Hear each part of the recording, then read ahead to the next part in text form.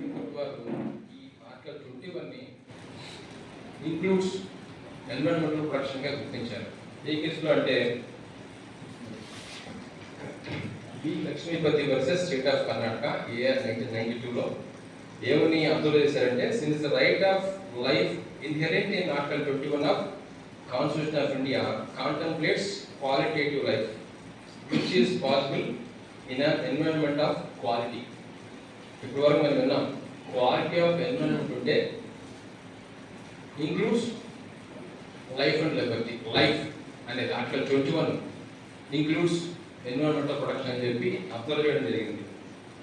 తర్వాత మన number of కేసెస్లో సుప్రీంకోర్టు వారి గైడ్లైన్స్ ఏంటంటే, నెంబర్ 1 కేసు వచ్చేసి ఎంసీ మెహతా. మీరందరూ తెలిసే ఉంటుంది ఆ పేరు. ఈయన రెనౌండ్ పబ్లిక్ ఇంట్రెస్ట్ లాయర్.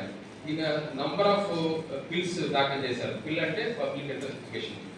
దాంట్లో మొదటిది ఏంటంటే MC Mehta versus union of India 1987 ఉంది. ఇది ఓలియం గ్యాస్ లీకేజ్ కేసు. ఇది 1985లో డిసెంబర్లో గ్యాస్ లీక్ అయింది. ఎక్కడంటే Shriram food and fertilisers industries in Delhi. ఈ గ్యాస్ లీకేజ్ వల్ల అనేక మంది మరణించడం, అట్లాగే ఇంజురీస్, చాలా మందికి సీరియస్ ఇంజురీస్ రావడం, సీరియస్ హెల్త్ ఎలిమెంట్స్ రావడం జరిగింది.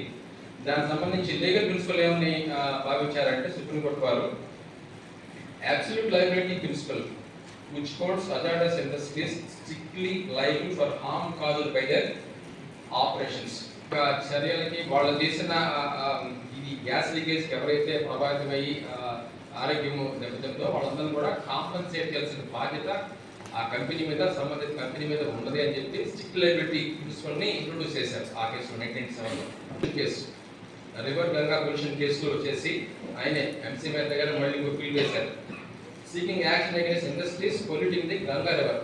గంగా రివర్ని పొల్యూట్ చేసినందుకు కూడా యాక్షన్ తీసుకోమని చెప్పి పిల్ వేశారు. దాంట్లో లీగల్ ప్రిన్సిపల్ ఏంటంటే, environmental protection was declared essential under article 21, right to లైఫ్లో ఇంక్లూడ్ అయిందని చెప్పి మరొకసారి మళ్ళీ సుప్రీంకోర్టు భావించడం జరిగింది. భావించి కీ అవుట్కమ్ ఏంటంటే, దీంట్లో ప్రభుత్వం మీద ఒక బాధ్యతని దీని మీద మొత్తం జరిగింది. ఈ కేసులో ప్రభుత్వం మీద కూడా ఇందాక చెప్తున్నారు కదా వెంకటేశ్వర గారు, ప్రభుత్వం కూడా ఫైన్ విధించాలని చెప్పి. సో దాంట్లో భాగంగానే ప్రభుత్వం మీద కూడా దీంట్లో రెస్పాన్సిబిలిటీ ఫిక్స్ చేయడం జరిగింది ఈ కేసులో.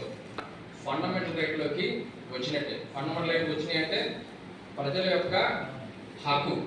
సో ఎవరైనా సరే ఈ హక్కు గురించి డైరెక్ట్లీ నాక్ the doors of supreme Court of India under article 32.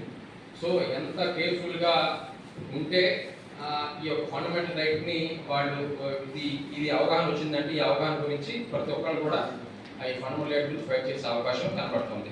అట్లాగే ఎన్విరాన్మెంటల్ లాస్ని సంజ్ఞానం చేయడం జరిగింది. ఈ యొక్క కేసు రీత్యా ఈ యొక్క లాస్ని సంజ్ఞానం చేయడం జరిగింది. అట్లాగే judicial activism. Supreme Court of India played proactive role in environmental protection గురించి చాలా చర్యలు తీసుకున్నట్టు మనం ఇందులో గమనిస్తూ ఉంటాం. సో ఇలా చెప్పుకుంటూ పోతే చాలా కేసులు ఉన్నాయి.